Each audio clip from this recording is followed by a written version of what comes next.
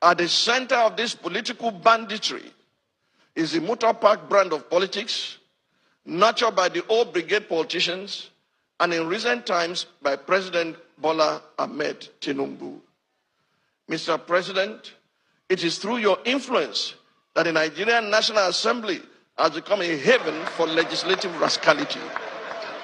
Mr. President, it's under your watch that the National Assembly has become an extension of the executive, grossly violating the principles of separation of powers and rubber stamping the whims and caprices of your office, all while singing the international anthem of psychoviolence. On your mandate we shall stand. Mr. President, thanks to your political machinations, Nigeria is now bedeviled by a captured National Assembly, the most ineffective in its checks and balances role since the start of the Fourth Republic. In 2006, the Fourth National Assembly had the audacity to reject the tenure extension bid of a sitting president.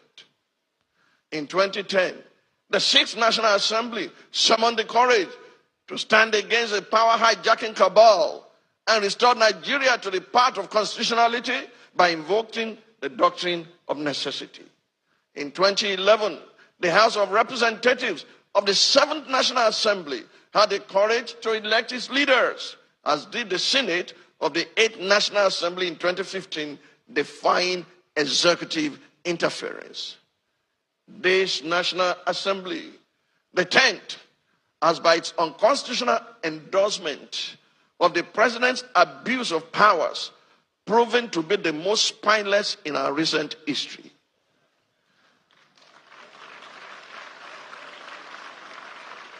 Through its actions and inactions, the National Assembly has in effect become the 48th member of the president's cabinet.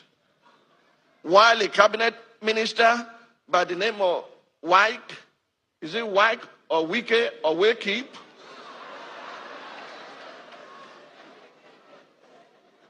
While a cabinet minister has more or less become a third-time state governor in Rivers State, pampered by the indulgences of the president. Recent events have made it clear to Nigerians that had this assembly been in place in 2006, when the third-term agenda was proposed, our democracy would have since morphed into one of Africa's lamentable tales of sit-tight dictatorship. To the president of the Nigerian Senate, who has not heeded the call to subject himself to an unbiased investigation, to clear his name of the allegations leveled against him, and under whose leadership the National Assembly has become a carry-go legislature, hiding under the umbrella of technicalities and a dubious voice voting system, I leave you and your conscience with the words of Frederic Bessières, former deputy of the French National Assembly.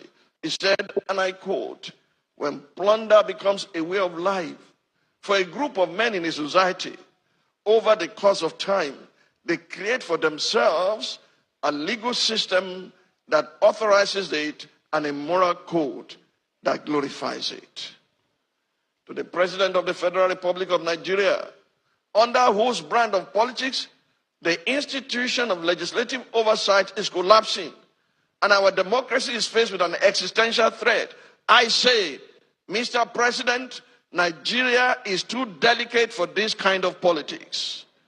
If this state capture was what you meant by a Milokan, it is an anticlimax that can only be counterproductive at the end. I urge you, Mr. President, to think deeply and reflect on these words. No man is wise enough, nor good enough to be trusted with unlimited power. Mr. President, please stop playing God.